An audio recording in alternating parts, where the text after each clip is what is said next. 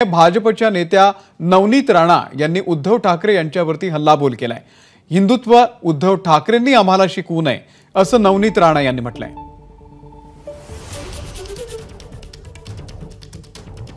आणि आता आपण थेट अमरावतीमध्ये जाऊयात। प्रणय निर्माण आपले प्रतिनिधी आपल्या सोबत आहे आणि प्रणय सोबत आपल्या भाजपच्या माजी खासदार नवनीत राणा सुद्धा सोबत आहेत। आपण प्रणवकडे जाऊया। प्रणय,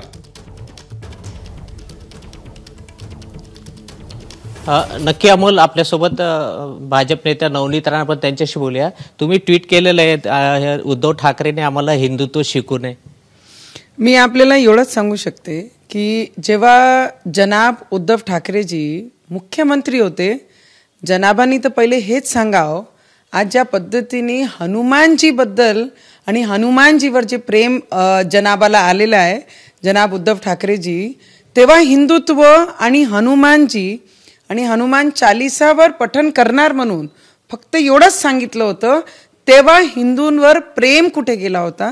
कारण देशद्रोह आमच्यावर दाखल झाली, 14 दिवस आम्हाला जेलमध्ये ठेवला, लॉकअपमध्ये ठेवला लोकप्रतिनिधी असताना, फक्त एवढाच शब्द होता। तेव्हा जनाबांचा हिंदुत्व कुठे गेला होता? आज ज्या पद्धतीने ते देशाचे प्रधानमंत्रीजीवर बोलताय, जनाबची लायकी नाही आहे आमच्या देशाचे प्रधानमंत्रीवर बोलायची। आणि ते म्हणतात ना की बांगलादेशवर जे अत्याचार होत आहे, पूर्ण महाराष्ट्रामध्ये आपले चॅनलच्या माध्यमातून त्यांना माझा प्रश्न आहे, अकल पूर्ण जे हिंदू समाजाने पूर्ण महाराष्ट्रामध्ये जेव्हा मोर्चे काढले, निषेध केले, आम्ही त्या मोर्चामध्ये गेलो, निषेध रॅल्यामध्ये गेलो, आम जनता गेली, 4-4 महिन्याचे बाळ त्या निषेध रॅलीमध्ये होते। तर जनाब उद्धव ठाकरेजी, तुम्हाला माझा प्रश्न आहे, बांगलादेशमध्ये जे हिंदू लोकांवर अत्याचार झालं त्यावेळी पूर्ण महाराष्ट्रामध्ये मोर्चे काढत होते, मोर्चे निघत होते, तेव्हा जनाब उद्धव ठाकरेजी कुठे होते? तेव्हा का हिंदुत्व आठवला नाही? आज फक्त टीका करण्यासाठी जनाब उद्धव ठाकरेजींनी पत्रकार परिषद घेतलेली आहे। ते कोणते जनाब आहे? टोमणे देणारे जनाब आहे। आणि टोमणे देणारे जनाबला त्यांना माझा एवढाच सल्ला आहे की आम्हाला आमच्या देशाचे प्रधानमंत्रीला हिंदुत्व शिकवण्याची गरज नाही। तेव्हा हिंदुत्व कुठे गेला होता? जेव्हा एक लोकप्रतिनिधीला 14 दिवस जेलमध्ये टाकलं होतं। तुम्ही काळजी करू नका, आमचे हिंदूंसाठी आमचे सारखे हिंदू भक्त या मैदानात आहे, तुम्ही आराम करा, तुम्हाला आराम करण्यासाठीच आम्ही सोडलेला आहे। उद्धव ठाकरेंनी अजून एक केलंय की दादर रेल्वे स्टेशनच्या जवळ एक 80 वर्षाचं जुनं मंदिर आहे, त्याला पाडण्याचे आदेश दिले। मी आपल्याला तेच म्हटलं, जेव्हा हे मुख्य होते जनाब उद्धव ठाकरेजी, तेव्हा मी सुद्धा हनुमान चालीसा पठण करण फक्त एवढंच म्हटलं होतं। तेव्हा हा प्रेम कुठे गेला होता? आज फक्त टोमणे द्यायचे आहे, विरोध करायचा आहे म्हणून आज आठवलं काय? नाहीतर विधानसभानी जे त्यांना उत्तर दिला कि जो हिंदुत्व का नहीं रहेगा, जो हिंदू के झंडे के साथ नहीं रहेगा, उनके साथ हम नहीं रहेंगे। आज जाऊन कुठे उद्धव साहेबांना आमचे हिंदुत्व आणि आमचे भगवान हनुमानजी आठवले काय?